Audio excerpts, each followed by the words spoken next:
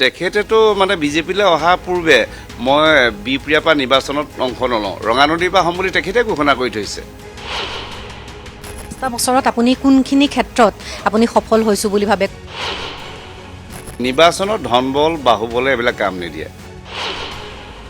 নমস্কাৰ, মই শ্যামলী। আমি এইকেইটা দিনত বিভিন্ন সমষ্টিলৈ গৈছো আৰু সমষ্টিবাসীৰ মনৰ কথা জনাৰ চেষ্টা কৰিছো, লগতে আপোনালোককো জনাইছো। লগতে এইখিনি সময়ত জনপ্ৰতিনিধিসকলৰ যথেষ্ট ব্যস্ততা দেখিবলৈ পোৱা গৈছে। বিভিন্ন প্ৰান্তত আমি ঘূৰি দেখিবলৈ পাইছো তেওঁলোকে ভোটাৰ ৰাইজৰ মন জয় কৰিবলৈ যথেষ্ট চেষ্টা কৰিছে আৰু বিভিন্ন সমষ্টি এইকেইটা দিনত যথেষ্ট আকৰ্ষণীয় হৈ পৰা দেখিবলৈ পোৱা গৈছে।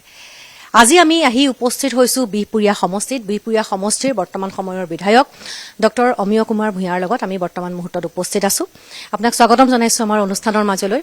মই আৰম্ভণিতে কৈছো যে বিহপুৰীয়া সমষ্টি অতিকৈ আকৰ্ষণীয় এবাৰ ভোট যুদ্ধ হবলৈ গৈ আছে বিহপুৰীয়া সমষ্টিত।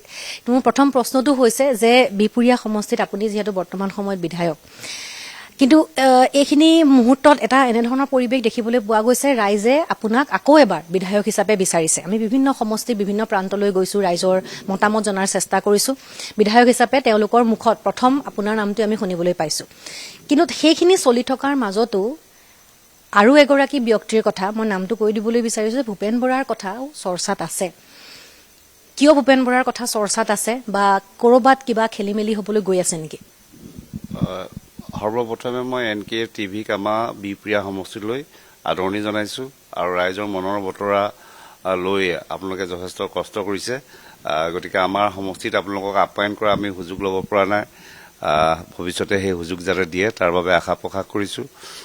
হয়, আমি দীঘলীয়া ৰাজহুৱা জীৱনত ছাত্ৰ অৱস্থাৰ পৰাই ক্লাছ 8ৰ পৰা এটা দীঘলীয়া পৰিক্ৰমা অসম আৰু অসমীয়াৰ বাবে আমি মাত মাতি আছিলো আৰু কিবা সেৱা কৰিবৰ কাৰণে প্ৰয়াস চলাই আছিলো। 2021 চনত ভাৰতীয় জনতা পাৰ্টীৰ মনোনীত আৰু মিত্ৰজোঁটৰ সমৰ্থিত প্ৰাৰ্থী হিচাপে আমি ইয়াৰ প্ৰাৰ্থিত্ব আগবঢ়াইছিলো আৰু বিহপুৰীয়া বিধানসভা সমষ্টিৰ ৰাইজে দল মত নিৰ্বিশেষে সকলো সচেতন সাংস্কৃতিকবান ৰাইজে আমাক আপুনি যিগৰাকী নাম কৈছে সেইগৰাকীক ভোট যুদ্ধত আমাৰ সৈতে পৰাস্ত হৈছিল। তেওঁ ইয়াৰ এসময়ৰ বিধায়ক আছিল, 10টা বছৰ বিধায়ক আছিল। গতিকে তেখেতৰ চাহ চিনাকি আছে বা তেখেতৰ ইয়াত নাম উচ্চাৰণ হোৱাটো স্বাভাৱিক কথা। আৰু মাননীয় মুখ্যমন্ত্ৰী মহোদয়েও কৈছে যে তেওঁক 2টা সমষ্টিতে নামটো চৰ্চাত থাকিব, বিহপুৰীয়াতো থাকিব, ৰঙানদীটোতো থাকিব। আৰু সেইখিনি কথা মই পৰৱৰ্তীলৈ ৰাখিছো। যোৱা 5টা বছৰ আমি দেশৰ যশস্বী প্ৰধানমন্ত্ৰী নৰেন্দ্ৰ মোদী ডাঙৰীয়াৰ মাৰ্গদৰ্শন আৰু তেখেতৰ সহযোগিতা আৰু ৰাজ্যৰ জনপ্ৰিয় কৰ্মদক্ষ মুখ্যমন্ত্ৰী ডক্টৰ হিমন্ত বিশ্ব শৰ্মা ডাঙৰীয়াৰ যি বিৰামহীন প্ৰগতিৰ যাত্ৰাৰে অসমখনক শ্ৰেষ্ঠ ৰাজ্য হিচাপে গঢ়াৰ যিটো তেখেতৰ প্ৰয়াস, একেলগতে স্থানীয়ভাৱে আমি এখন শ্ৰেষ্ঠ বিহপুৰীয়া গঢ়াৰ পণ বুলি কৈছো।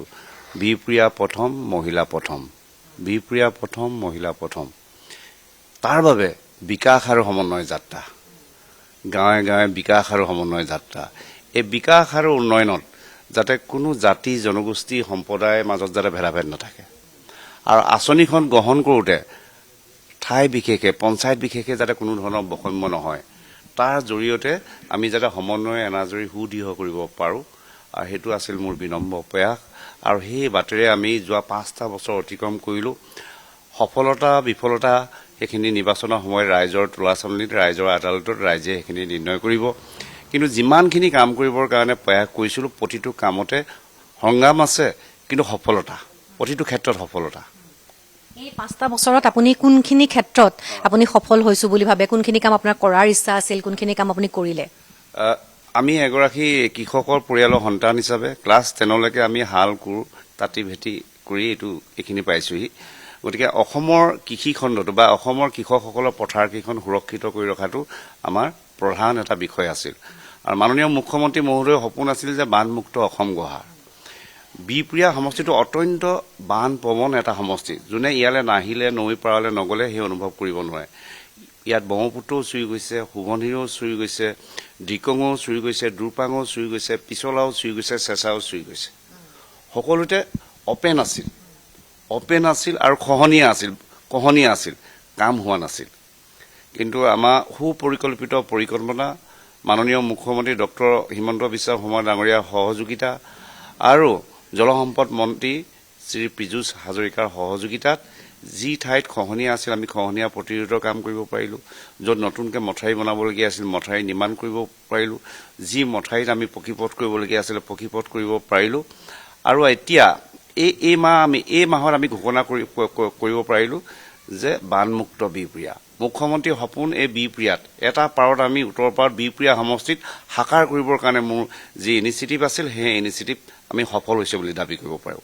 আৰু যোৱা 5টা বছৰ ৰাইজে বিশেষকৈ নৈপৰীয়া যিবিলাক ৰাইজ, নৈপৰীয়া আমাৰ সাধাৰণ শ্ৰেণীৰ ৰাইজো আছে আৰু সৰ্বাধিক সংখ্যক নৈপৰীয়া মিচিং জনজাতি ভাই ভনীসকল আছে। তেওঁলোকে মই দায়িত্বলৈ অহাৰ পৰা আৰু মোৰ ফলাফল ঘোষণা কৰাৰ পূৰ্বৰ পৰা এনেকৈ কাম আৰম্ভ কিছুমান হ'ল, যিহেতু চৰকাৰ তেতিয়া আমাৰে আছিল, শান্তিৰে নিশাটো কটাব পাৰিছে। ৰাইজে বাৰিষা সময়ত আনন্দত সভা পাতিছে, নাট ভাওনা কৰিছে, তালৈ ৰাইজে আয়োজন কৰিছে, ৰাইজে আপ্যায়ন কৰিছে। জিলা প্ৰশাসনক, স্থানীয় আমাৰ যিসকল কৰ্মচাৰী আছে আমাক মাতিছে। ৰাইজে কাম কৰাত সকলোৱে সন্তুষ্ট। যেতিয়া জামুগুৰি বুলি এটা অঞ্চল মোৰ আছে, য'ত ব্ৰহ্মপুত্ৰই আহি খুন্দা মাৰিছে, য'ত 38টা পৰিয়ালে তাৰ পৰা ঘৰ দুৱাৰ এৰি বানৰ যিটো ভয়ংকৰ ৰূপ দেখি গুচি আহিছিলে, তাত মই 2টা মাহ দিনে নিশাই কটাইছিলোঁ। আৰু আমাৰ চৰকাৰ আৰু বিভাগ আৰু স্থানীয় ৰাইজৰ সহযোগিতাত আমি প্ৰতিৰোধ কৰিব পাৰিলোঁ। সেই বানটো যদি ভাঙিলে হয় তেতিয়াহ'লে আমাৰ ধলপুৰ বা এই ৰাষ্ট্ৰীয় ঘাইপথ একো নাবাচে। তাৰ পৰৱৰ্তীত আমি সোৱণিৰ ভেটিব পাৰিলোঁ। সোৱণিৰ যিখিনি কাম আছিলে, দিকঙৰ য'ত খহনীয়া আছিলে তাত আঁচনি এতিয়াও দিকঙৰ নৈত 3খন আঁচনি মোৰ ৰূপায়ণৰ কাম চলি আছে, বিহু পূৰ্বে সম্পূৰ্ণ হ'ব। আটাইতকৈ চেলেঞ্জ আছিল মোৰ চেঁচাৰ কাৰণে মই নিৰ্বাচিত হোৱাৰ পৰাই লাগি আছিলোঁ, কিবা কাৰণে সেই স্কিমখন নহয়গৈ হ'লে। কিন্তু অৱশেষত সেই স্কিমৰ হ'ল আমি জিঅ' টিউবে ভেটাৰ কাম তাত ষ্টাৰ্ট কৰি দিলোঁ। কাষতে এটা মোৰ সমষ্টিৰ আটাইতকৈ যিটো ব্যয়বহুল ৰাস্তা মই নিৰ্বাচিত হোৱাৰ পিছত পাইছিলোঁ, আছাম মালা ৰাস্তা 78 ক্ৰ'ৰ্ছৰ ৰাস্তাটো নিৰ্মাণত ডাঙৰ এটা প্ৰত্যাহ্বান আহিছিল। পানীয়ে ভাঙি লৈ যায় আৰু লগে লগে কাম কৰিব লাগে। এতিয়া আমি সেই চেঁচাখন যেতিয়া জিঅ' টিউবে ভিটি এই এপ্ৰিল মাহৰ ভিতৰত সম্পূৰ্ণ কৰি দিম, তেতিয়া সেই চেলেঞ্জটো নাইকিয়া হৈ যাব। গতিকে বানমুক্ত বিহপুৰীয়া অহাৰ বাটেৰে আমি গতি কৰিব পাৰিলোঁ। আৰু সবল যাতায়াতৰ ক্ষেত্ৰত যদি আমি কথা পাতোঁ, এতিয়া মোৰ এটাই ৰাস্তা আছিল, এতিয়া সেই কামো আমি হাত দিব পাৰিলোঁ। নাৰায়ণপুৰ বিহপুৰীয়া লালুক বঙালমৰালৈকে মোৰ এই ৰাস্তাটো আপোনাৰ আছাম মালাত আঁচনিত অন্তৰ্ভুক্ত হ'ল। মুখ্যমন্ত্ৰী মহোদয়ে ঘোষণা কৰিলে এইটো ৰাজ্যিক পথ আছাম মালাই লোৱা হৈছে। সেই কামটো আৰম্ভ কৰোঁতে আছাম মালা আঁচনিখন ৰূপায়ণৰ দায়িত্ব বিধায়কগৰাকীয়ে আৰম্ভ কৰিব নোৱাৰে, মুখ্যমন্ত্ৰীয়ে অনুমতি নিদিয়ালৈকে। গতিকে যোৱা 3 ফেব্ৰুৱাৰী তাৰিখে মুখ্যমন্ত্ৰী মহোদয় যেতিয়া বিহপুৰীয়া ভ্ৰমণত আহিলে, তেখেতে যোৱা সময়ত কৈ গ'লে যে তুমি অহাকালিলৈ ৰাস্তাটো পাৰিলে আৰম্ভ কৰি দিবা। মই তেওঁ কোৱাৰ দৰে আৰম্ভ কৰি দিলোঁ। সেইটো এতিয়া কাম ষ্টাৰ্ট হৈ গ'ল, ব্লেক টপিঙৰ কাম ষ্টাৰ্ট হৈ গ'ল। মই আশা ৰাখিছোঁ এই মাহৰ ভিতৰত এই পথটো হৈ যাব।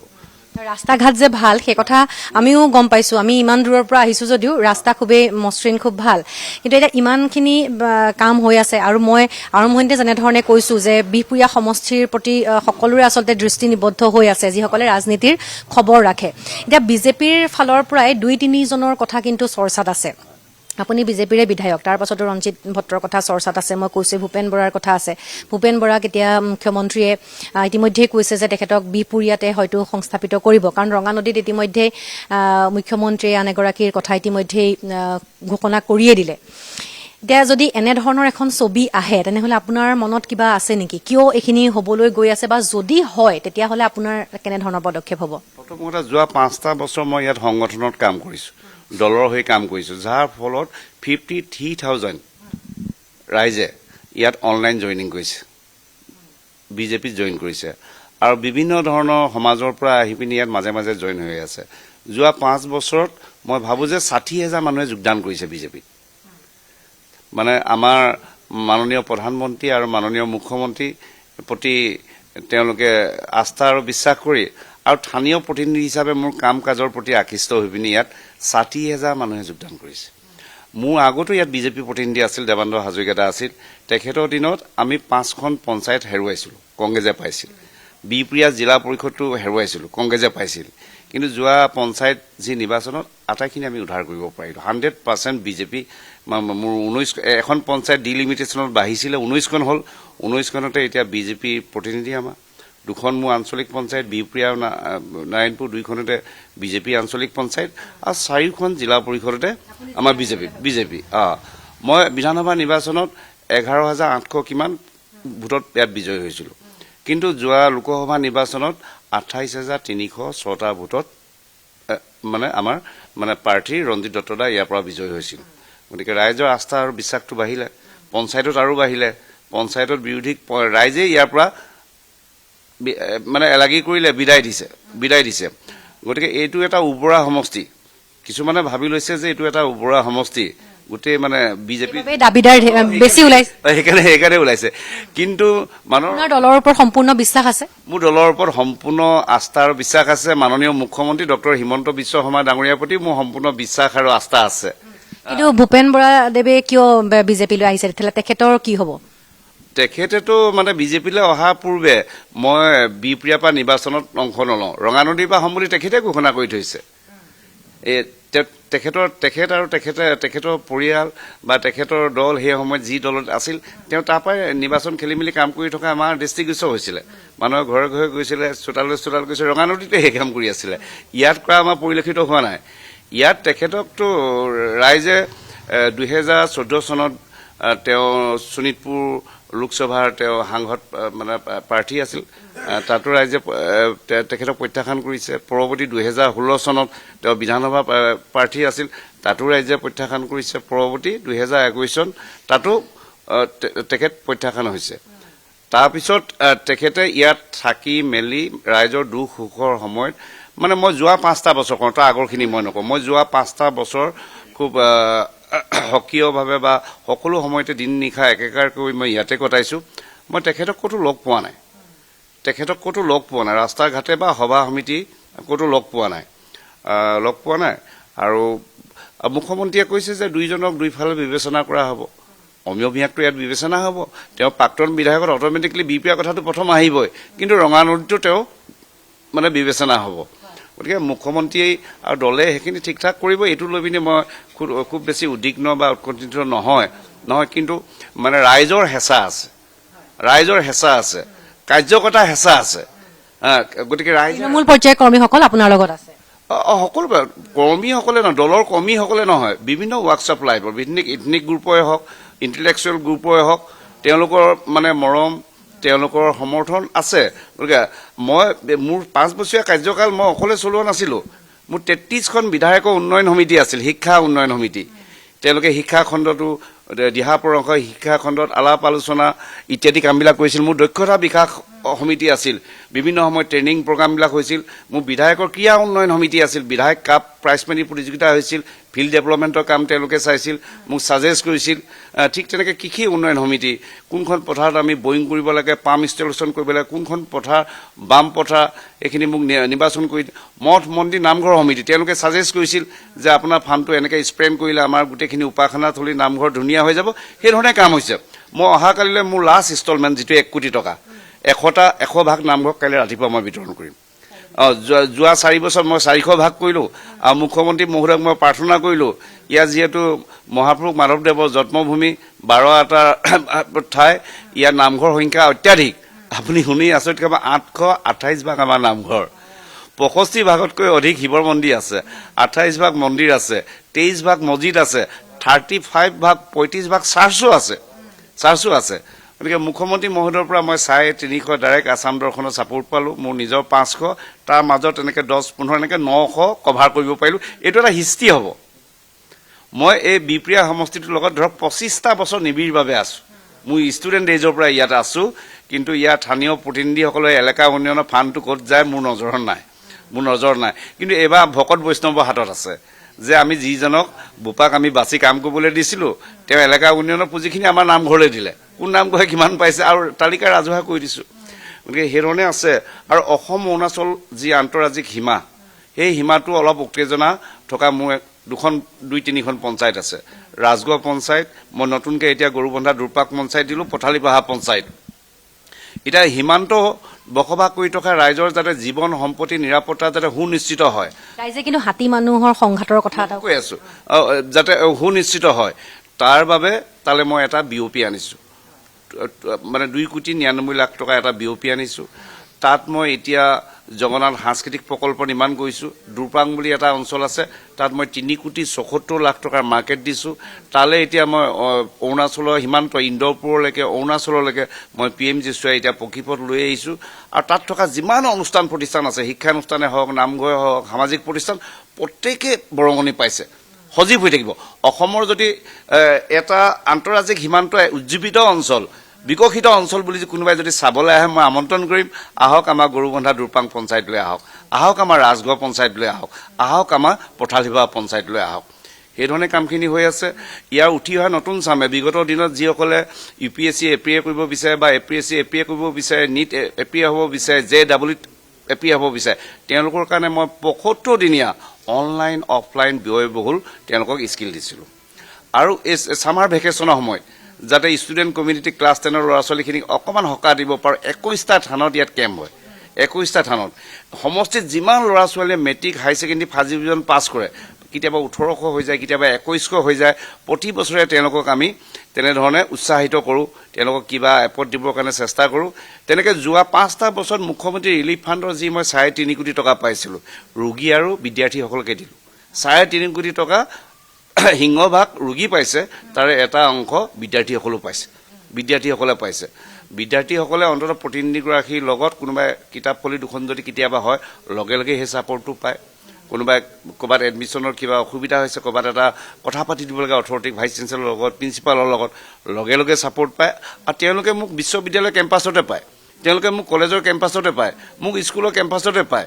সেইধৰণে কামখিনি ইয়াত হৈ আছে। এটা বিশেষ এটা মোৰ কাৰ্যকালৰ এটা ডাঙৰ সফলতা বুলি ক'ম, গুৰুজনাৰ জন্ম ঠাই আমাৰ এইফালে ৰঙাজান বুলি কয়, লেটেকুপুখুৰী বুলি কয়। এভাগ বামুণীয়া আছিল, এভাগ মানে আমাৰ সংঘৰ আছিল। সংঘৰ ভাগ ৰঙাজান আৰু বামুণীয়া ভাগ লেটেকুপুখুৰী। দীৰ্ঘদিনীয়া এটা ব্যৱধান, মানে মেণ্টেল যিটো গেপ আছিলে, মানে 100 বছৰীয়া এইটো ধৰক গেপ, কোনো কাৰো ওচৰলৈ নাযায়, কোনো কাৰো নিমালি নলয়, আঁতৰে আঁতৰে থাকে, তেনেকুৱা এটা পৰিৱেশ আছিলে। মুখ্যমন্ত্ৰীৰ পৰামৰ্শ আছিল, মোৰ উদ্যোগ আছিল, আমি হৃদয়ে কথা পাতিলোঁ। 2 ভাগ বৈষ্ণৱে সহযোগ কৰিলে, আৰু সহযোগ কৰাৰ পিছত এতিয়া গুৰুজনা যত্মক্ষেত্ৰ হিচাপে আমি নামাকৰণ কৰিলোঁ, 2 ভাগ থানক লগত লৈ। আৰু মই মুখ্যমন্ত্ৰী মহোদয়ক তালৈ আনিলোঁ। 2 ভাগ থানলৈ মুখ্যমন্ত্ৰীয়ে ভ্ৰমণ কৰিলে। মুখ্যমন্ত্ৰীয়ে লখিমপুৰ কেবিনেটৰ যোগেদি তালৈ 30 কোটি টকা আগবঢ়াই দিলে। মই 49 কোটি টকা বিচাৰিছিলোঁ, প্ৰকল্প দিছিলোঁ, তেখেতে প্ৰথম খেপত 30 কোটি দিলে। এতিয়া ভোগপুৰ বিহপুৰীয়া লেনটো ৰাস্তাটো আমি ডাবল লেন কৰিলোঁ, পৰৱৰ্তী এতিয়া আমি 2 ভাগ থানৰ পৰিকল্পনা অনুসৰি আমি কাম কৰিম। এইফালে মাধৱদেৱ কলাক্ষেত্ৰ হৈ গ'ল। এইখন মাধৱদেৱ কলাক্ষেত্ৰ তেতিয়া কংগ্ৰেছে আৰম্ভ কৰিছিলে, কিন্তু কাম একো নহ'ল। তেওঁলোকৰ দিনত 4-5 কোটিমান টকা আহিছিল, সেইবোৰ হিষ্ট্ৰী আছে, এইবিলাকতো ক'লে মানে আৰু বহু ধৰণৰ কাহিনী, এইবিলাক মই নকওঁ। কিন্তু মাননীয় কথাটো ওলাই যে মই কৈছো যে বিহপুৰীয়াত এইবাৰো কিন্তু চৰ্চা চলি আছে ধন বল প্ৰয়োগ কৰাৰ কথা, আৰু সেইখিনি সময়তে ধনৰ কথা আহোঁতে নাৰায়ণ ভূঞা বা ৰাম ভূঞাৰ কথাটো ওলাইছে। যদি তেখেতৰ লগতো প্ৰতিদ্বন্দ্বিতা বা প্ৰতিযোগিতা চলিব নেকি এইবাৰৰ নিৰ্বাচনত? ধন বল বাহুবলে এইবিলাক কাম নিদিয়ে। মই কৈছোঁ যে বিহপুৰীয়া সমষ্টিবাসীৰ ৰাইজ, তেওঁলোক সাংস্কৃতিকবান ৰাইজ, ৰাজনৈতিকভাৱে সচেতন ৰাইজ, ইয়াত বিদ্যুৎ সমাজ শক্তিশালী আছে। ৰাইজে কোনটো ভাল বেয়া নিৰ্ণয় কৰিব পাৰে। আৰু মানুহৰ লগত আমাৰ আত্মিক সম্পৰ্ক আছে, আত্মিক সম্পৰ্ক। প্ৰিয়জনক হেৰুৱাই মিয়মান যেতিয়া হৈ থাকে, প্ৰতিনিধিগৰাকী তাত গৈ পায়। সময়ত গৈ নাপালেও নিশা হ'লেও গৈ পায়, সময়ত গৈ নাপালে এদিনৰ পিছত হ'লেও গৈ পায়। কোনোবা দুৰ্ঘটনাত কোনোবাই কিবা হৈছে, আহত হৈছে, বিধায়কগৰাকী গৈ হয় AMC পায়গৈ, নহয় লখিমপুৰ মেডিকেল কলেজ পায়গৈ, নহয় GMC পায়, যিমানখিনিলৈকে মোৰ হাতত সময় পাৰ্মিট কৰে সেইধৰণে পায়। এতিয়া মই যোৱাকালি মোৰ পেচেণ্ট মই ৰিলিজ লৈ আহিছোঁ গুৱাহাটীৰ পৰা, প্ৰাইভেট মানে লিমটো লগাবলগীয়া হ'ল, আৰ্টিফিচিয়েল লিম লগাবলগীয়া হ'ল। পইচাখিনি মোৰ যোগাৰ কৰোঁতে অলপ সময় লাগিছিলে। আপোনাৰ 2 নম্বৰ নিমুৰি বুলি কয়, এজন বৰা বুলি কয়, এজন সফল, তেওঁ দুৰ্ঘটনাত ভৰিটো লছ কৰিছিলে, ভৰিটো কাটি দিবলগীয়া হৈছিল। মই এখন পঞ্চায়তত ৰাসত ভাগ ল'বলৈ গৈছিলোঁ, পৰিয়ালটো মোৰ বাবে ৰৈ আছিল, মোক দেখাইছিলে। তেওঁ শ্ৰীমতীয়ে কৈছিলে এইটো সহায় কৰিব পাৰিবি। মই ঠিক আছে, তোমাৰ ভৰিটো কিবা কৰিবৰ কাৰণে চেষ্টা কৰিম। মই দলৰ লগত যোগাযোগ কৰিলোঁ, তেওঁলোকে আহিলে, তেওঁলোকে লৈ গ'ল। যোৱা 18 দিন গুৱাহাটীত ৰখাৰ পাছত যোৱাকালি মই পে'মেণ্ট কৰি পিনি আহিছোঁ। তেওঁ অহাকালি আহি পাবহি। তেওঁ এটা নতুন জীৱন পাইছে, সেইখিনি তেওঁ নিজে ক'ব, নতুন জীৱন। তেনেকৈ কোনোবাই ক'ৰবাত দুৰ্ঘটনা হৈছে, খবৰটো আছে, পৰিয়ালে ছাপোৰ্ট পায়। মুঠৰ ওপৰত আপুনি সকলো সময়তে জনসাধাৰণৰ লগত আছে। কংগ্ৰেছ এবাৰ কোনো পধ্যেই বিজেপিৰ কাৰণে ফেক্টৰ নহয় বুলি আপুনি ভাবে? কংগ্ৰেছ ফেক্টৰ নহয়। কংগ্ৰেছ এবাৰ বহুদূৰ আঁতৰত থাকিব, বহুদূৰ আঁতৰত থাকিব। যিসকলে বুজি পালে এতিয়া গোটেই মানে পৰিৱৰ্তনটোৱে মানুহৰ জীৱন চুই গৈছে। এতিয়া মানুহৰ ব্যক্তিগত জীৱনত আজি মহিলা আইসকলৰ যিটো উৎসাহ আৰু উদ্দীপনা, যে বিধায়কে মহিলা প্ৰথম কয়, মহিলা কিবা এটা হ'লে লগত থাকে, দৌৰ মাৰে, কিবা এটা কৰিবলৈ চেষ্টা কৰে। সেইধৰণে ইয়াত মুখ্যমন্ত্ৰী মহোদয় যি মুখ্যমন্ত্ৰী মহিলা উদ্যমিতা আঁচনি, আমি ৩৬,০০০ মহিলাক সামৰিব পাৰিলোঁ। মুখ্যমন্ত্ৰী যিখন ঐতিহাসিক অৰুণোদয় আঁচনি, ৩৫,৩০০ মহিলাক আমি সামৰিব পাৰিলোঁ। মুখ্যমন্ত্ৰী আত্মনিৰ্ভৰ অসমৰ আঁচনি, উদ্যমী যুৱক যুৱতীৰ স্বনিৰ্জনৰ বাবে যিখন ২ লাখ টকা আঁচনি, আমি প্ৰথম বৰ্ষত ২৫৬ গৰাকীক আমি দিব পাৰিলোঁ, আৰু এইবাৰ আমি ৬৬৮ গৰাকীক দিলোঁ। মানে এহেজাৰ ল'ৰা ছোৱালীয়ে আৰু বিপ্ৰিয়াই প্ৰথম মই দেখিলোঁ আমাৰ ডিষ্ট্ৰিবিউশ্যন হওঁতে জোনাইৰ পৰা বিপ্ৰিয়ালৈকে আছিলে, বাকী সমষ্টিত ৬০০ কভাৰ কৰিব পৰা নাই, মোৰ 668 এতিয়া আৰু দিব থাকিলে তেওঁলোকে পৰৱৰ্তী মুখ্যমন্ত্ৰী মহোদয় ডিক্লেৰেশ্যন আছে, তেওঁলোকে সেইখিনি এভেইল কৰিব পাৰিব।